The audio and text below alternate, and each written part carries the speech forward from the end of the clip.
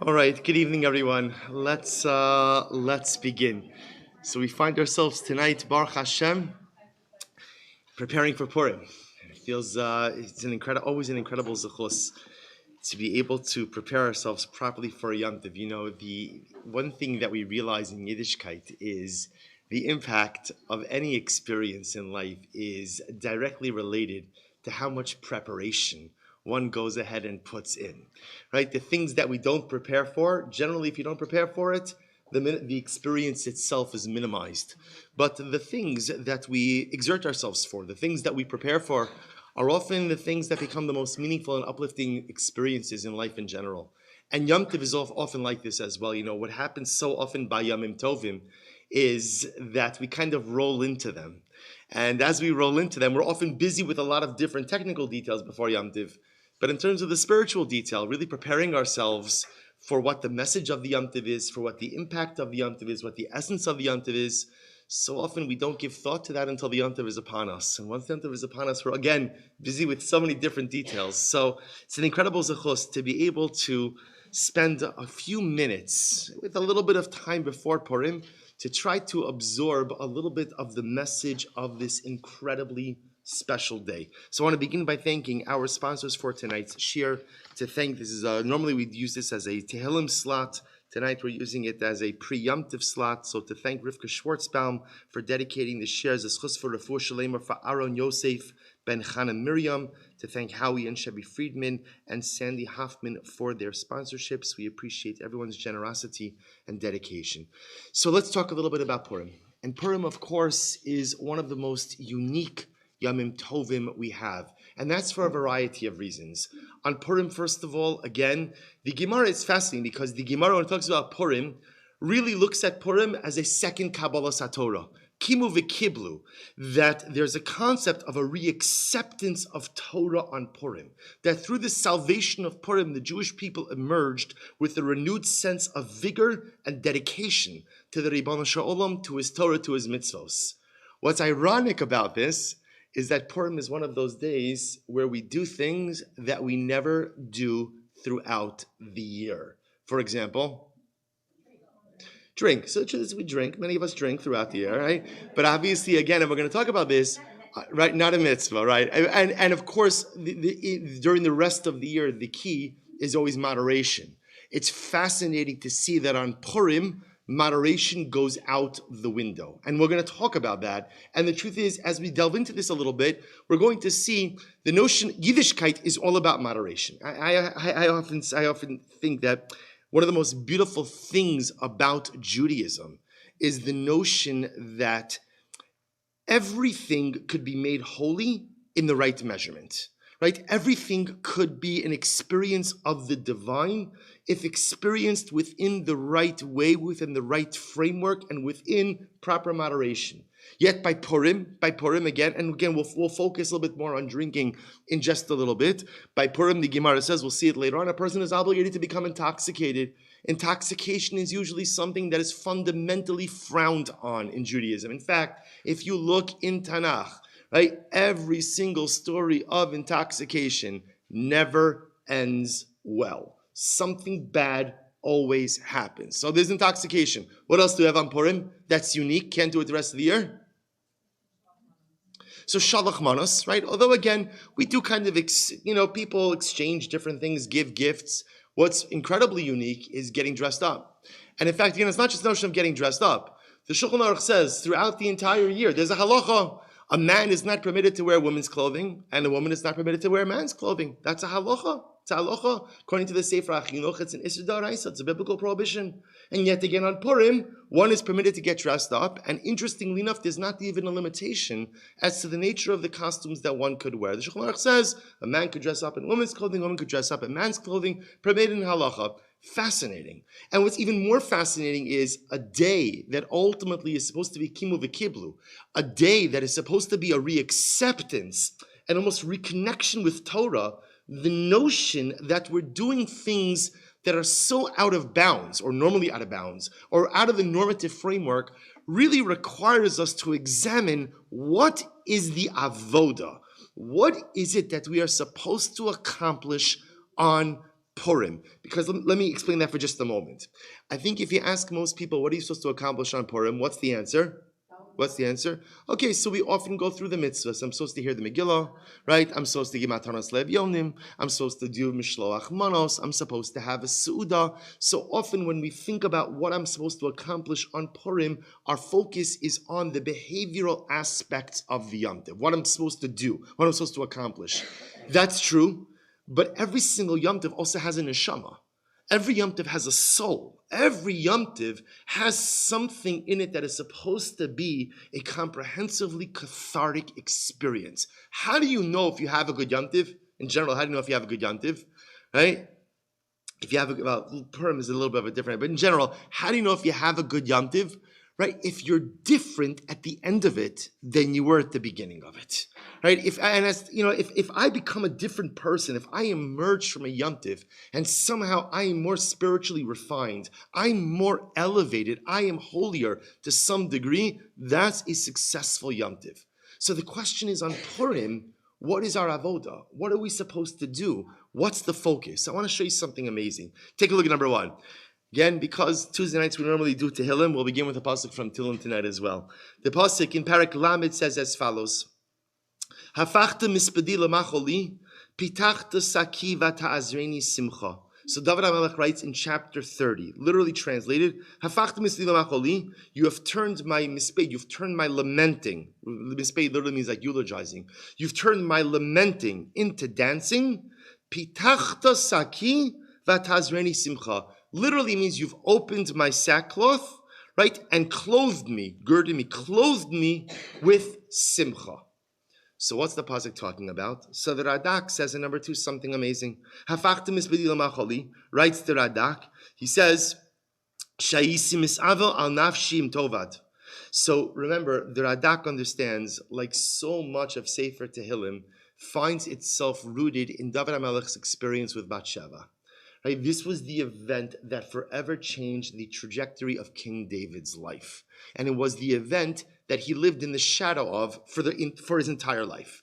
Even though HaKadosh Baruch Hu told David HaMelech, he's forgiven. We've spoken about this so many times. Even though Hashem tells David, you're forgiven. And even though Hashem blesses the union of David and Bathsheba, and the proof of that was the fact that Shlomo was chosen to be king, and he's named by Hashem Yedidyah, the beloved one of God, David HaMelech forever lives in the shadow of the episode of Bathsheba.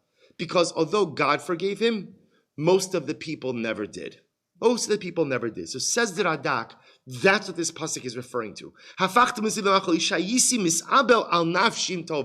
HaMelech says, in the aftermath of the episode of Bathsheba, I never knew if I could I recover.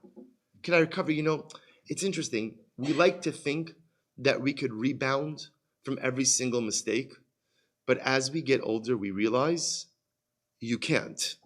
There are certain things from which you never recover. There are certain things from which you cannot pick yourself back up. The Gemara gives examples like this. The Gemara quotes the pasuk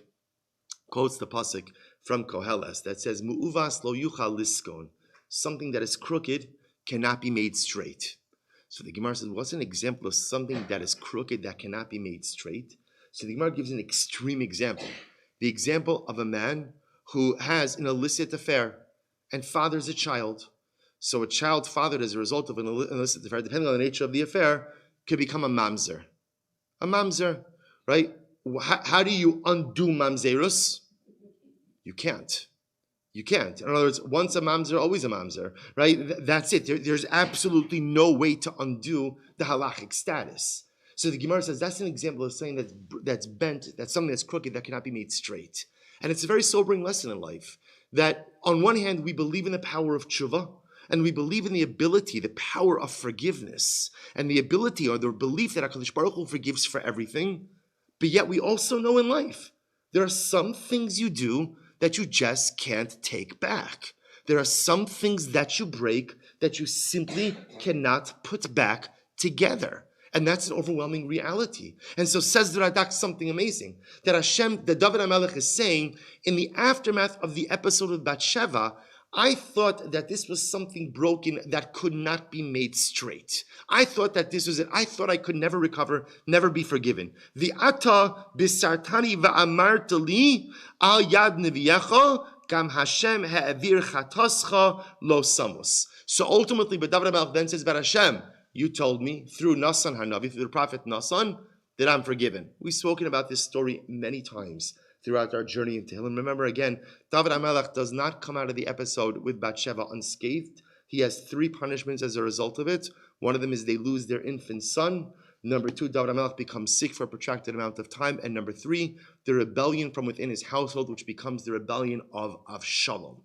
David HaMelech recognizes that he will not escape unscathed. But at the end of the day, he realizes that forgiveness is attainable. So this is so overwhelming because the Radak says that's the meaning of the pasuk. So he says, "Hafachta mispadila macholi Hashem." You took my mourning and you turned it into dancing. What's the mourning? The mourning is when I thought I was forever damned as a result of the episode of Bathsheba. But then you told me forgiveness is attainable. And the moment that I heard that forgiveness was attainable, doesn't mean forgiveness is attainable without difficulty or without sacrifice, without suffering. The road to forgiveness is often paved with much adversity. But I realized that forgiveness is attainable. My lamenting, my sorrow, my grief turned into joy. Rashi, in number 3, says a little bit differently. Rashi says, and get ready for this. V'Rabbeinu darshu kala mizmar al Mordechai, Esther, the Haman. Incredible. So Rashi quotes over here the Medrash that says, no, this kapitel Lamed, this entire kapitel is all referencing Mordechai, Esther, and Haman. Now we're not going to go through the entire Rashi, but if you skip to the end, Rashi says, Hafachta mispadila macholi, Amar Mordechai v'chol Yisrael. Ultimately, again, who said the phrase, Hafachta mispadila macholi? Who said the phrase, who said this particular phrase? You've turned my mourning into dancing. You opened my sackcloth and clothed me with joy. Who said that? That was Mordechai and Klal Yisrael at the end of the story when we experienced the salvation of Purim. Okay, hold on to that for just a moment. One more piece on this kapitel. Look at number 4. The Radak makes an amazing observation. You see, let me ask you this question. When you read this pasuk, specifically the last part, Pitachta saki vatazreni simcha, right? What's the image you have in your mind? What's happening with the sackcloth? What's happening with it? It's being ripped off, right? And what's being placed on? Simcha, whatever simcha means, right? Everything, right? Pitachta sakiba tazreni simcha. I was wearing sackcloth. Sackcloth represents mourning. So the imagery we have is the sackcloth is removed and is replaced with a garment of joy. Says the Radak, there's only one problem. That if the pasuk wanted to say that, it should have said, Hisarta saki. You removed my sackcloth. Vatazreni simcha, and then or vatilabsheni simcha, and you clothed me. You took off my sackcloth. Lakachta saki, hasarta saki. That means removal. You removed my sackcloth and you replaced it ultimately with a garment of joy. But it doesn't say that, says the Radak. Instead, what does it say? Pitachta. Pitachta literally means what? You opened. Listen to what the Radak says. He says, Pitachta saki. Sha'azarti v'his anisi al chatai, pitachta osa bivsarasecha. You opened up my sackcloth, literally with your words. Vata'azreni simcha tachas hasak. So the Radak says something so strange. He says, what does it mean? Pitachta saki vata'azreni simcha. Is the sackcloth removed? Says the Radak. No, the sackcloth is opened, and a garment of joy is inserted underneath the sackcloth. Fascinating. So up until I saw this Radak, I always assumed this kapitel, which we say every single day in davening, always meant you remove the sackcloth, you replaced it with simcha. Says Radak, that's not what it means. It means you open the sackcloth was closed, you open the sackcloth, and then you put an additional garment of simcha underneath my sackcloth. So the question we're going to try to explore, we're going to come back to at the end of this year, is what does this mean?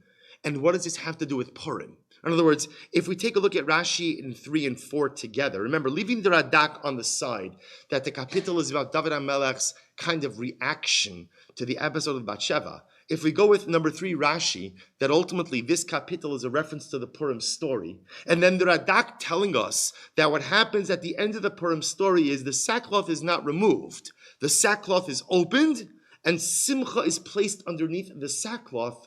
What does that mean? So put that on hold for just a little bit. Let's jump into the Megillah. So I want to share with you something. It's always happened to, I love the Megillah, but what I always love about the Megillah is you would think that after you learn something for a couple of years, you're not going to see anything new, right? Or you're not going to find anything that you never thought about before. And of course, the beauty of Torah in general is it doesn't matter how many times you learn something. There's always not just shivim panim l'Torah, there's mea panim l'Torah. There's so many hundreds of dimensions of understanding. So I want to show you something amazing that in the schus of giving this share tonight, I saw literally yesterday. So take a look at number 5. So this is in Parak Dalet, Pasuk Dalet in the Megillah. So to give you just a little bit of context, the context over here is Haman has convinced Achashverosh to go ahead and pass his decree. Right? He's gone ahead and he has gone ahead and he's convinced Achashverosh to go ahead and annihilate the Jewish people. Again, there's so much to say just in terms of like the psychological profiles of all of the main characters of the Megillah. It's fascinating to see how the Megillah Esther itself is a study in human psychology and so many different types of identities and so many different types of people. So Achashverosh, Achashverosh is the typical guy with low self-esteem, right? Inferiority complex. And that's why you see he always sides with the people who are going to build him up most. Build him up most. In fact, amazingly enough, again, not our topic for tonight, but the Malbim highlights the idea that from the beginning of the Megillah, all Achashverosh is trying to do is assert himself as the boss, right? There's a Ani Gever. He just wants that, I'm the man. That's all he wants is I'm the man. In fact, the Malbim makes an amazing observation. If you look at the beginning of the Megillah, remember the whole story with Achashverosh and Vashti, right? Achashverosh is making his party. He wants Vashti to come and make a guest appearance at his party. So he sends a message to Vashti. And the Malbim says something amazing. Every single time Achashverosh refers to Vashti, he calls her Vashti Hamalka. And every single time Vashti responds, she always responds as Hamalka Vashti. So very often we see it doesn't matter. The Malbim says something amazing. Every single time Achashverosh spoke to Vashti, you know what he always told? You know what he always slid in? By the way, you know why you're the queen? You know why you're the queen? Because you married me. I made you. I made you. Without me, you're an absolute nothing. And when she responded, you know what she said to him?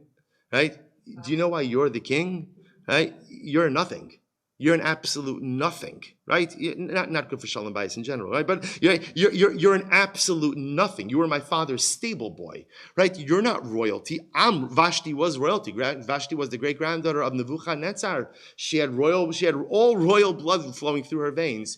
Achashverosh has this constant need to assert himself as someone important. And as we all know, people who always need to proclaim their importance, unfortunately, often suffer from just a very low feeling of self-worth, right? Very low self-esteem. People who are well-adjusted don't need the world to know how great they are, right? But Achashverosh constantly, over and over and over. So Haman builds him up, and therefore, by definition, Achashverosh gives his full allegiance to Haman. Achashverosh willing to annihilate the entire Jewish people. Achashverosh didn't have any negative encounters with Jewish people. Just this is what Haman wanted. This is what he went with. So now, number 5, the decree has gone out.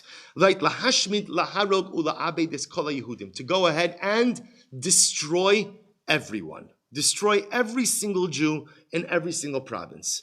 Mordecai hears about this, okay, and he goes and he starts fasting, putting on sackcloth. Number 5, Vatavona na'aros Esther v'sarisah vayagidula. So remember again, Esther is closeted in the palace. And at least at first, she has no idea about the decree.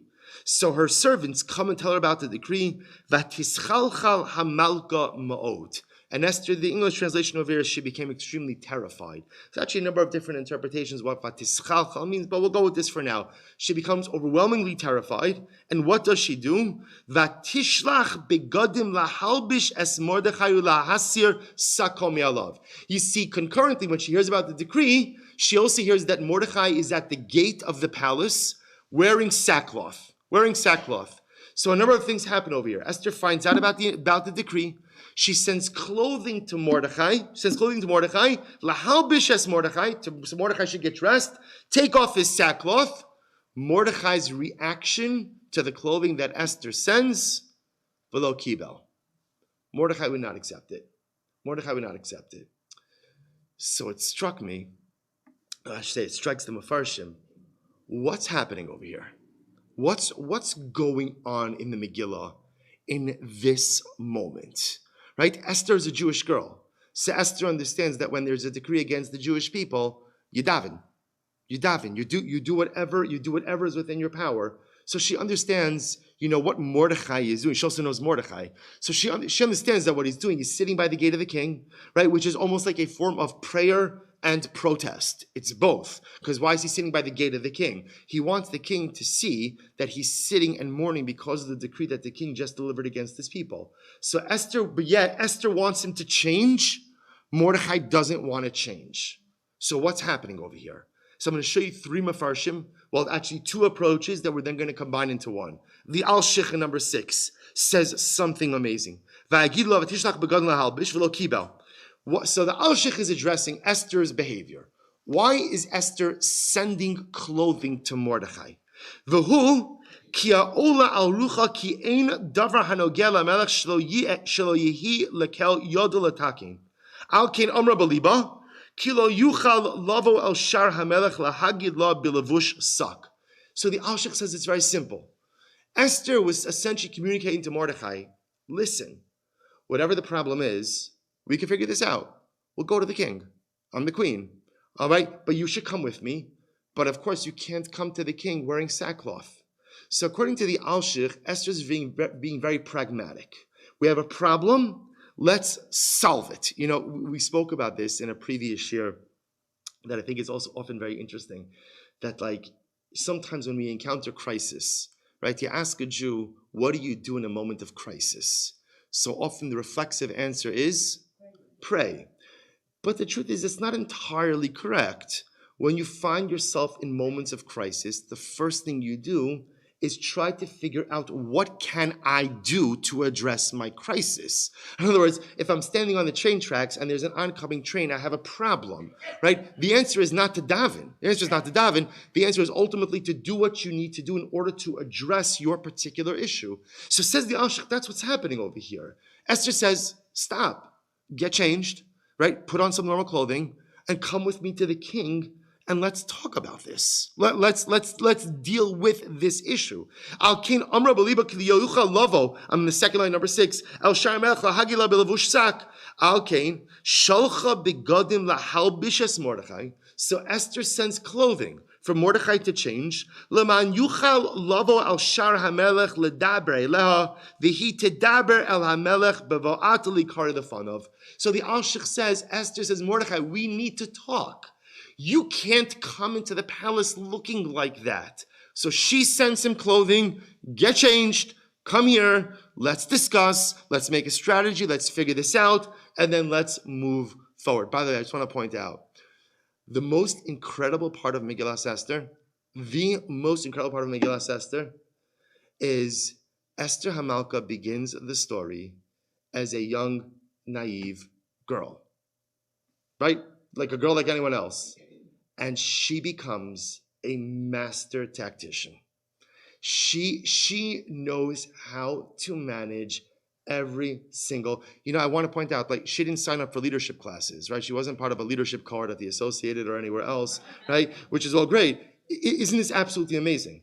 Absolutely amazing that this young girl who is, again, taken from her home, she did not sign up to be part of this, taken from her home, forced into a marriage with Achashverosh was Xerxes II, the second most, the most powerful man on the face of the civilized earth at that time. Young Jewish girl forced into a marriage with a man she did not want to be with, from probably a simple life, and how she knows how to manage every single crisis exactly the way is nothing short of miraculous. The miracle of the Megillah is not simply the fact that the decree was overturned.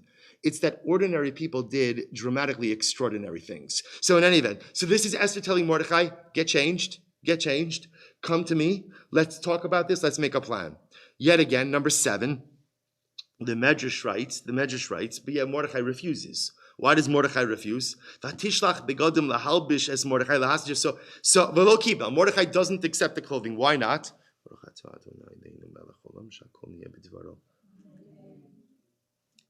Mordecai says, Amar Eini Zaz Mikan Ad She'asli HaKadosh Baruch Hu Nisim.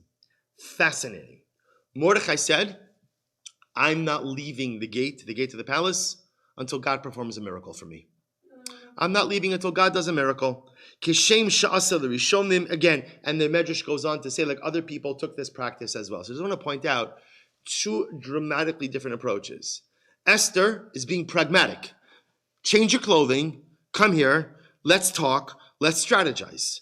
Mordecai saying, see, you have to understand, why is Mordecai saying, I'm not leaving until God answers our tefillas? Mordecai understood that there was something so profound afoot here, that there was something so dramatic and so abnormal that was occurring. You know, sometimes we read this, right? We're familiar with the Megillah, and often the challenge when you read stories that you're familiar with is you don't look at it with a critical eye. But imagine you're reading the story for the first time. It is the most bizarre story. From the beginning till the end, nothing makes sense, and nothing flows the way you think it's going to flow. Mordecai says, the Medrash realizes that something, as they say, mashu mishuna, something strange is happening over here. Something strange is happening over here. And the truth is, I don't think this is the time for hishtadlus. I don't think this is the time for human effort. Esther, I think you're wrong. I don't think this is a time where we go ahead and we invest ourselves or invest our intellect or we strategize. I think this is a time where we just profoundly throw ourselves on God's mercy. Because there's nothing here that makes sense. There's no play. There's no strategy. There's nothing to do. By the way, I just want to point out, I said before Esther was a master tactician. Do you know what Esther's entire strategy during the Purim story was? Her entire strategy. You can sum it up in one line. It's a very famous strategy. It's called the let's play it by ear strategy. There's no plan for the plan. There's no plan for the plan. Where this becomes most apparent is at the end of the Megillah, where Esther invites Haman and Achashverosh for a party. And the Gemara says, what's your plan? And the Gemara gives a couple of different examples, but the Gemara said, essentially what Esther said was, I just hope if I get everyone in one place, something will happen. Something will happen. What's going to happen? What's the plan? Again, Esther's plan was the plan. So Mordecai senses this, and Mordecai says, I'm sorry, Esther, this is not the way to deal with this, right? This is not what we do right now. At the end of the day, I'm going to stay here to daven until I get the desired results. Isn't this incredible, right? This is right when the decree comes out. Esther, change your clothing, come to me, let's strategize. Mordecai, no, I'm staying here, I'm davening, and I'm not moving until we have resolution from HaKadosh Baruch Hu. The Malbim in number 8 kind of brings these two approaches together. The Malbim says, Ayidei sheba Mordechai b'shar HaMelech v'atishlach rotzes l'shma adam pi Mordechai mazos v'atishlach begadim shiyilbash alazak b'avish yeser sakam elav shlei begadav rak tachas begadav yuchal lichnos v'shar. So again, the Malbim essentially brings the two opinions together.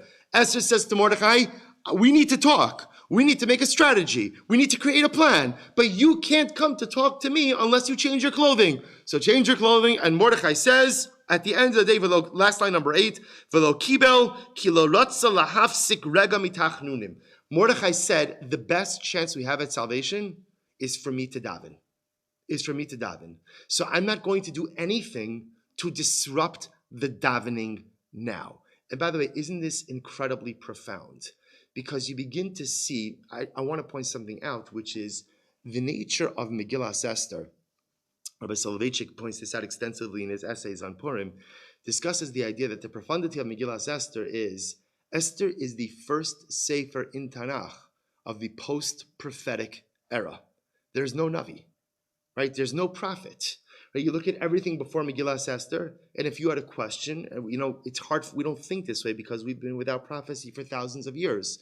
But right, in the days of the Nevi'im, if you had a question, what did you do? You go to the Navi. You ask the Navi, and if the Navi can answer you, great. If the Navi can't answer you, the Navi will ask God, and he'll bring you back the word of God. The profundity of Megillah Esther is it is the first book in the post-prophetic era. There's no Navi. There's no one to ask. So what do you do? How do you navigate in the post-prophetic era? How do you navigate? You figure it out. You try to figure it out. And that's the machlokes over here. Esther says, come, change your clothing. Let's strategize. Let's go to the king. Mordechai says, no, this doesn't require a physical response. This requires a spiritual response. Who's right?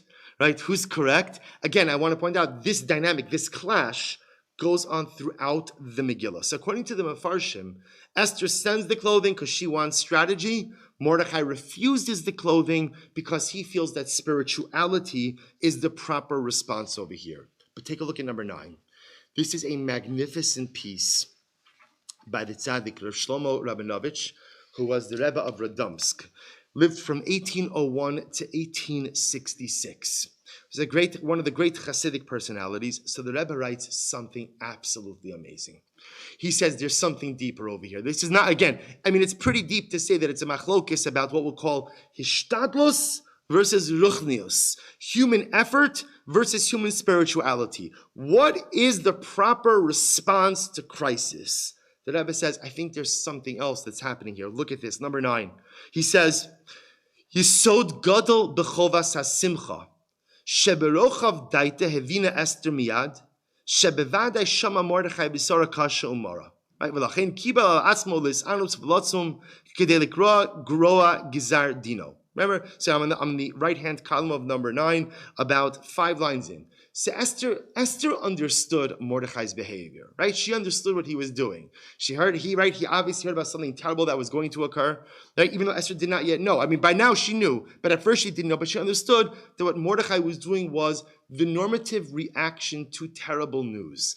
Don your sackcloth and begin to daven. So if Esther understood what Mordechai was doing, why did she send him clothing? So listen to what the Tiferet Shlomo says. Amnam, Savra Esther, she'ein zo haderech hayeshara sheyavar ba adam. Esther thought, it's not like what we said before, that Esther disagreed and said, Mordechai, now's not the time for davening, now's the time for strategy. She said, you want to daven, you could daven. I don't think you're davening correctly. What was wrong with Mordechai's davening? Ki gam be'es tzara v'tzuka sarich lahasir es hasak ulehis azer b'midas hasimcha. What Esther was saying to Mordechai is a Jew doesn't daven in sackcloth. You want to daven to God? You want to storm the heavens? You want to beseech the Ribono Shel Olam for salvation? You want to supplicate for some type of miracle? That's fine. The way you move the needle spiritually is with simcha.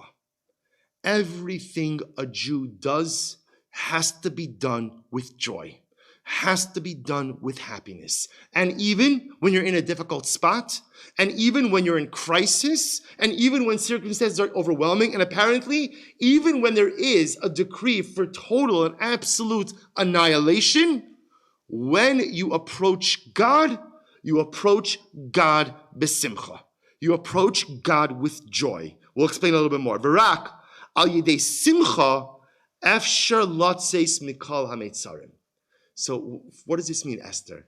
You have to approach God with joy in every single situation. There's a decree of annihilation, right? It's not just the pshat that Achashverosh closed, the takeout, right? This is annihilation, right? This is annihilation. So what do you mean besimcha? See, Esther understood the only way to navigate out of the complexities of life, the only way to navigate out of the difficult circumstances of life is with Simcha. If you don't have Simcha, and we'll define that term in just a moment, but if you don't have Simcha, if you don't have joy, if you don't have happiness, all you do is spin your wheels. You get nowhere and cannot advance your personalistic spiritual agenda. So what did Mordechai counter? Mordechai atzadik lo kibel dvareha. Mordechai said to Esther, you're wrong. You're wrong. You're absolutely incorrect. Debeis kazos tzarich lispala al Hashem b'shivron leiv, left-hand column. Umitoch meriros. Mordechai said, what are you talking about, Simcha? We're talking about Simcha. This is not a time for Simcha. Lahashmid, laharog, la'abed es kol Yehudim. The decree is out to annihilate every single man, Jewish man, woman, and child. What do you mean Simcha? Now is the time for broken hearts. Now is the time for incredible pain. Now is the time for a feeling of almost being downtrodden. It's not for Simcha. So watch this. Says the Tifer Shalom something amazing. Do you know what's happening in Parak Daled, Pasuk Daled, Daled, Daled? Such a profound dispute. Esther's saying, or Mordechai, there's a whole machlokes in the Megillah about the relationship between Mordechai and Esther in general. Right? Was Mordechai her uncle / surrogate father? Was Mordechai her husband? So whatever it is, there's a close relationship. And Esther says to Mordechai, you're great. What you're doing is beautiful. Keep davening. But you're davening wrong. You're davening wrong. You don't daven with sackcloth. Right? You don't daven ultimately out of a state of despair. You want to move the needle? You want to affect change? You want to help us navigate our way out of these complex circumstances? That requires simcha. That requires joy. And Mordechai counters and says, you're out of your mind. You've spent too much time in the pampered life of the palace. No, not everything is simcha. There's a time for simcha, but there's also a time for incredible hurt and heartbreak. And now is a time for hurt and for heartbreak. This is the machlokes. Now, before we get into who's right, and I know this is a women's shir, so I know you've made up your mind already about who's right, right? But what I'll mention is as follows. Let's talk about this a little bit. Because what's happening over here in the Tifer Shalom was really something amazing. Because you begin to see now, this is not just a machlokes in the Megillah. You can already begin to see how this is a profound machlokes in life. About like an approach to life. So Mordechai almost lives with the mantra of Shlomo HaMelech in Koheles, of Lakol Zman Va'is. There's a time and a place for everything. And there's a time and a place for simcha, and there's a time and a place for tzara. There's a time and a place to be joyous and happy, and there's a time and a place to be sad, downtrodden, and heartbroken. And you have to know when to draw on each of those emotional reservoirs. Esther, on the other hand, says something amazing. Esther says, without a sense of simcha in life, you cannot get out of the darkest places. See, Esther is not, I'm not disagreeing, Esther says, that sometimes a person is sad. But when you're in that pit of despair, you have to make a choice. Do you want to stay in it, or do you want to get out of it? So what's really incredibly counterintuitive is how many people choose just to wallow in the pit of despair. And Esther says, don't do that. Don't do that. Get out of it. Extricate yourself from it. How does one extricate themselves from the pit of despair? Simcha. Now let's talk a little bit about what simcha is. So the truth is, we could do a whole shir on simcha, but I'll just highlight to you two simple components of simcha. Aspect number one is the powerful idea of simcha is the ability to see something positive even in the midst of difficulty. Right? Simcha stems from the ability to maintain some level of balanced perspective.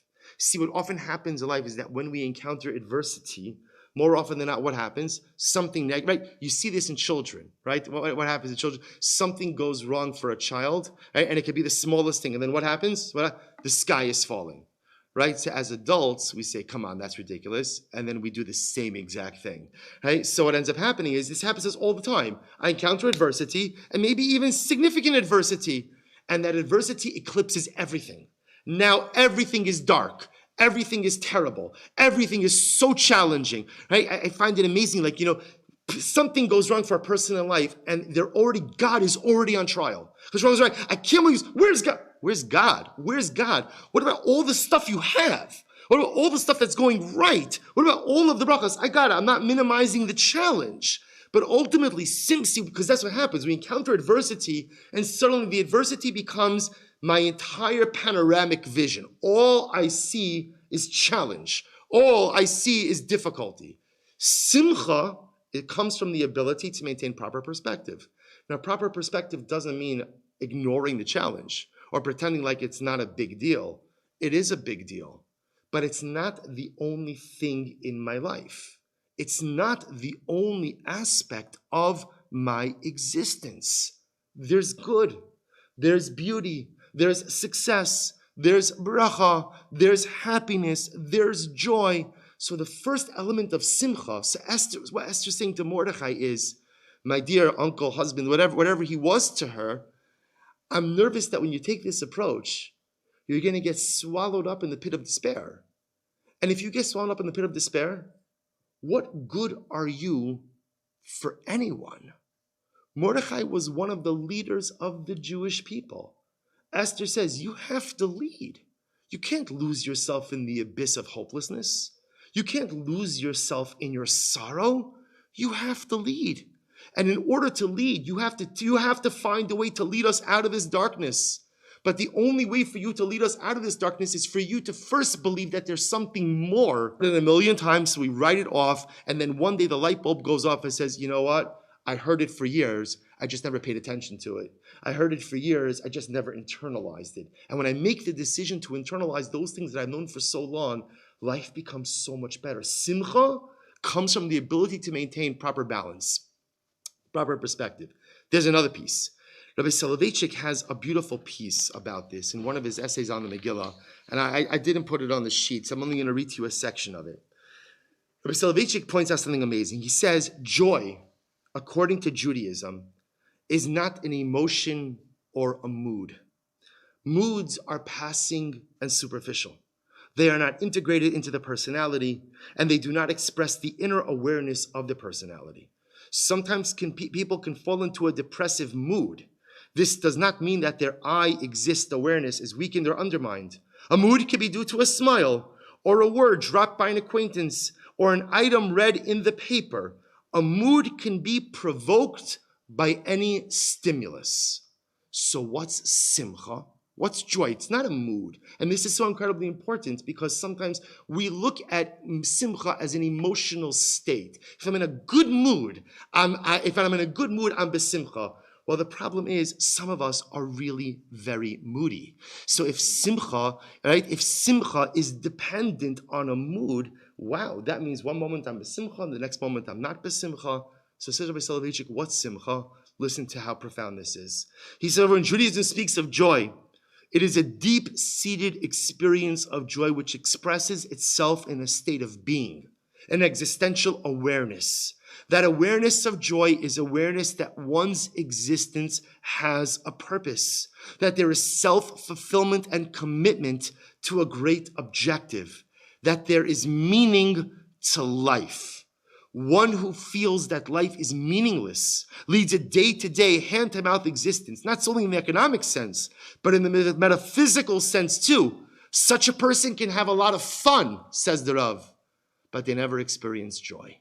See, according to Rabbi Soloveitchik, the meaning of joy, the true meaning of simcha, is ultimately, again, knowing that I'm living a life of meaning, knowing that I'm living a life of purpose, knowing that at the end of the day, there's an awareness that one's existence has purpose. And by the way, this is what Rabbi Nachman, Rabbi Nachman has the most famous thing of Rabbi Nachman, mitzvah gidola lihiyos besimcha tamid.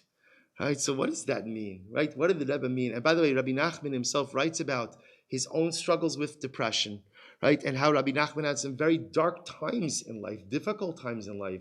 So and first of all, how could any person always be besimcha? But now I understand it. Because if we apply Rabbi Soloveitchik's definition of simcha to Rabbi Nachman, which is what I think Rabbi Nachman also meant, Mitzvah gedola lios besimcha is not talking about a mood. It's not talking about a mood. No one is always in a good mood. Moods change. Moods vacillate. Moods are like the pendulum on the clock. Mitzvah gedola lios besimcha means it is the greatest mitzvah to be in a state of simcha because I'm constantly living a life of meaning. True simcha is the state, emotional state, when you realize that your life is purposeful, that your existence is meaningful, and that you are here serving some higher purpose. So now let's go back to Mordechai and Esther. So now again, says it to Tiferes Shlomo something so beautiful, that here's the machlokes Mordechai and Esther. It's not simply machlokes in strategy. It's a machlokes in an approach to Yiddishkeit. Esther is saying to Mordechai, everything has to be with simcha. Even when you're heartbroken. Isn't this incredible? You know, it's so contradictory to be a Jew. Only Jews have this notion that even when you're heartbroken, you have to be heartbroken b'simcha, right? Even when you're depressed, you have to be depressed b'simcha. Even when you're upset, you have to be upset b'simcha. Esther says everything b'simcha. Everything b'simcha. Because Mordechai, if you don't have simcha, then all you see is annihilation, annihilation, annihilation. And if that's all you see in life, you're useless to us. There is no way you could shepherd us out of the darkness. And number two, Mordecai, I have something else to tell you. This whole decree, the whole annihilation, there's something bigger here. We're part of something bigger. And what we do and how we respond and how we act in a time of crisis, by definition, shows whether or not we believe that our lives have meaning. So Esther was saying to Mordecai, if you just sit there curled up in the fetal position, by the gate of the palace, wearing sackcloth and sobbing. Number one, you're not modeling the right behavior. You're allowing the darkness to eclipse everything, and you cannot lead the people out of darkness if all you see is darkness. And number two, when you're curled up in that fetal position and give up, what you're essentially saying is, my existence from this point on has no meaning. What I do has no meaning. How I act has no meaning. How I behave, how I conduct myself, there's no deeper meaning to my existence. And so Esther says to Mordechai, you could come to me, you cannot come to me, whatever you want to do, but change your clothing. You want to pray? Pray like a mensch. You want to daven? Put on some nice clothing. You want to go ahead and slam right bang on the gates of heaven? No problem. Do it b'simcha. Because every single thing that a Jew does has to be performed with this duality of simcha associated with it. A sense of balanced perspective for all of the things in life.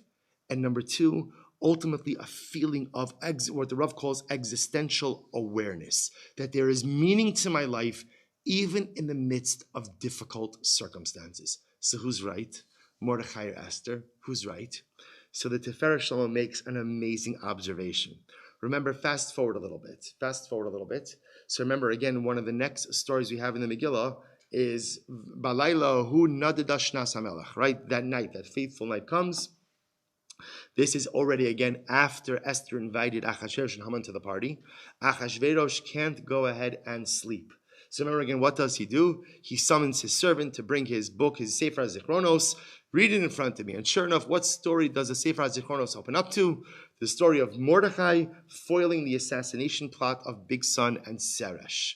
And it's here that Achashverosh realizes, I never rewarded Mordechai. So remember, again, you know the story, right? So he calls it Haman. Now, good. So what's Mordechai's reward? So remember, again, take a look at number 10. What's Mordechai's reward? Vayikach Haman es halevush v'es hasus vayal beish es Mordechai. Do you know when the story of salvation begins in the Megillah, says Tiferes Shlomo? Do you know when? Yeah. When Mordechai changes his clothing. The first piece of salvation, the first thing Haman does, because remember, in Parak Daled, Pasuk Daled, which was source number 5, remember, Mordechai doesn't listen to Esther. Right? Esther's trying to push, change your clothing. You have to be besimcha. Mordechai rejects the offer. He thinks she's fundamentally wrong. And then amazingly, and he's still persisting, I'm correct. And then again in number 10, when salvation really kicks into high gear, the first thing that happens is that Mordechai changes his clothing. Haman changes Mordechai's clothing. And it says to Tiferes Shlomo, if you go back up to number 9, He says in the middle of the left-hand paragraph, he says over here, Amnam HaKadosh Baruch Hu Echriya Shat Tzedek Im Esther HaMelka Ki Nesuba HaHashgacha Shahaman Yalbish Es Mordechai Bebigdei Malchus V'yachriz Lefanav Kacha Yasel Ya'ish Asher Melech HaFeitz Bikaro V'ayidei Zeh Hispogiga Hamarirus V'nigram Lo Lismach Ba'aschalta Digula. The Tiferet Shlomo says something amazing. Do you know the first time that Mordechai's mood changes in the entire Megillah? The first time that his mood changes is when he puts on the royal clothing.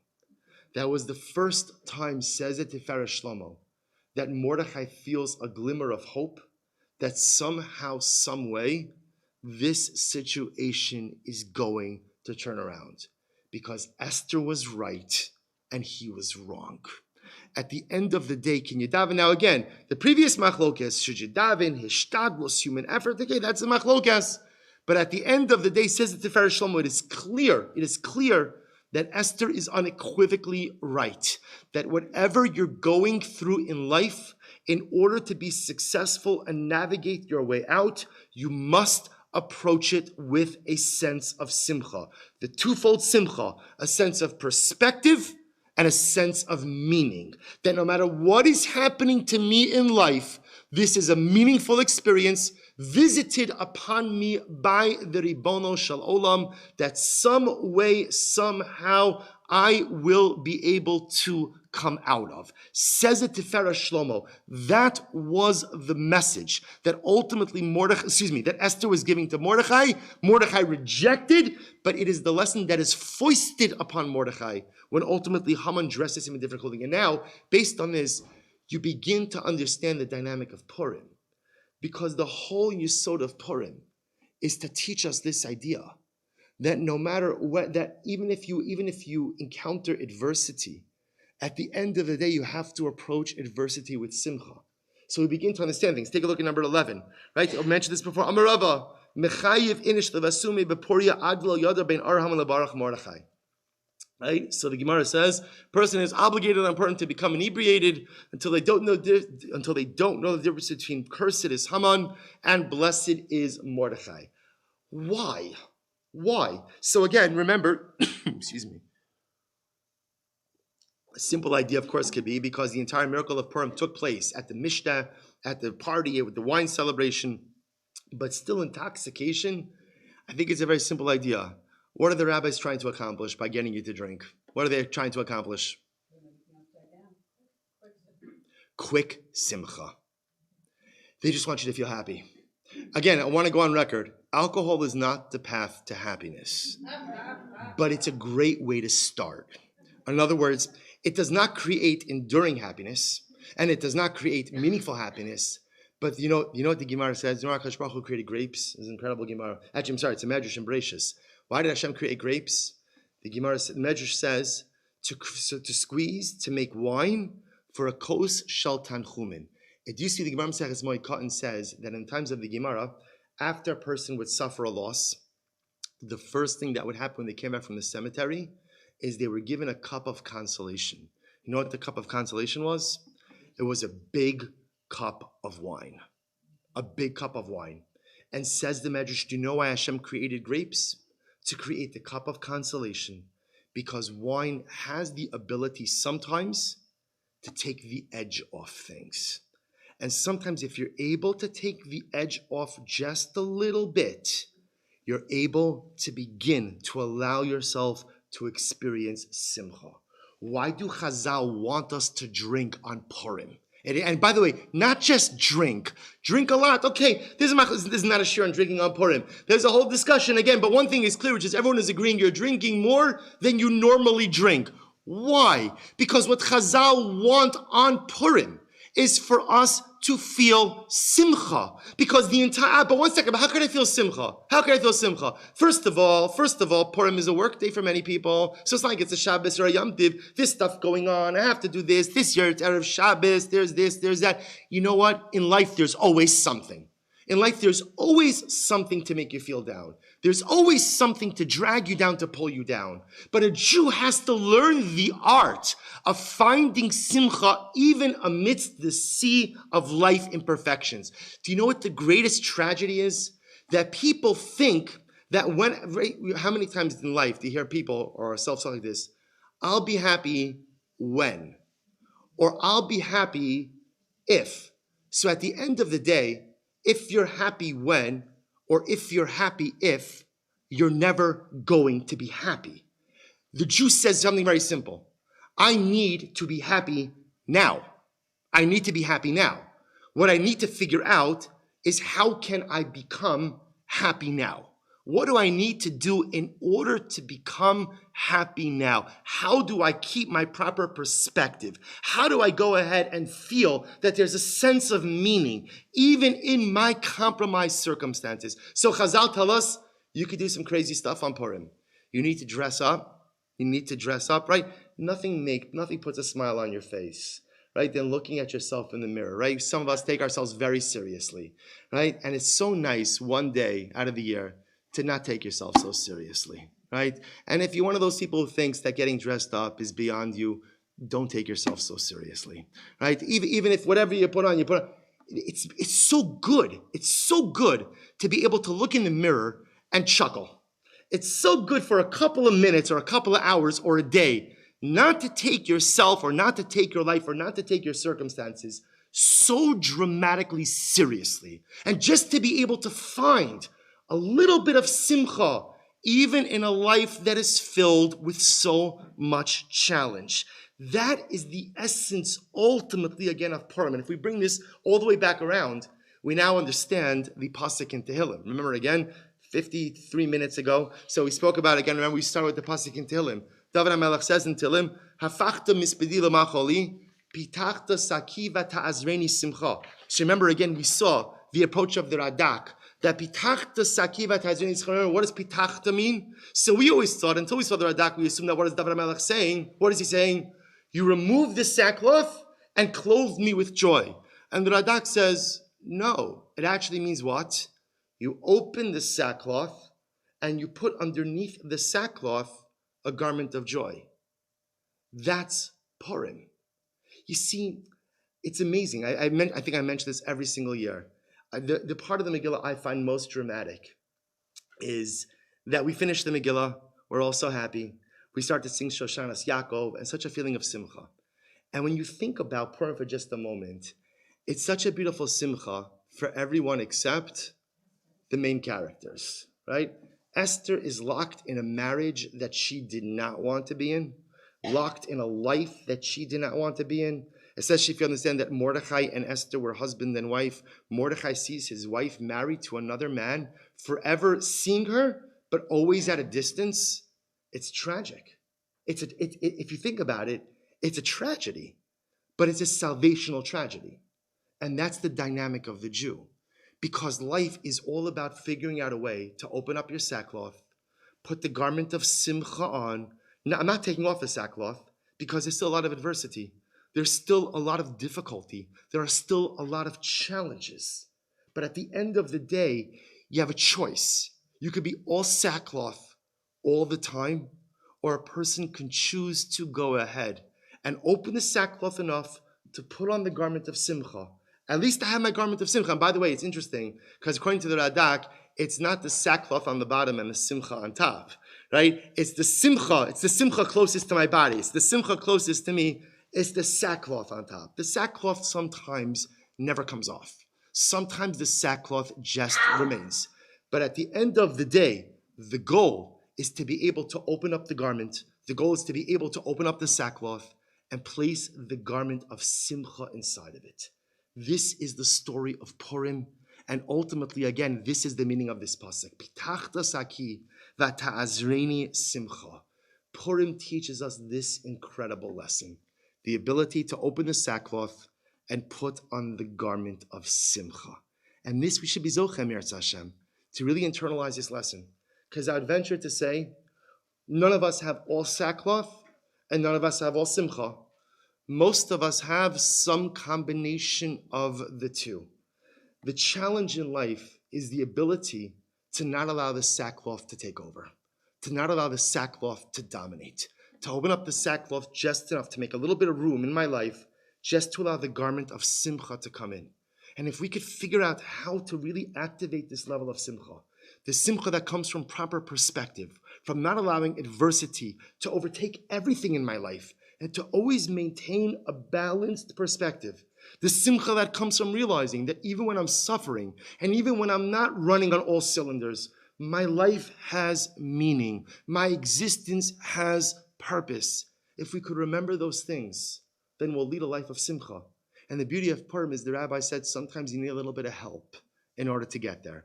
We'll give you the help. Right? You could have a beautiful Su'udah, drink a little bit, we'll give you the help. Dress up a little bit, don't take yourself so seriously, laugh a little bit. We'll give you the help. You know, Rabbi Nachman writes that Purim is a day of like ridiculous laughter. Because sometimes, and it's amazing, this I'll conclude, you know, sometimes, the Rambam talks about this in Hilchos Deos, sometimes when you have a character trait that you have to correct, the Rambam says sometimes what you have to do is you have to swing to the other extreme, and then ultimately over time come back to what the Rambam calls the derech hamamutza.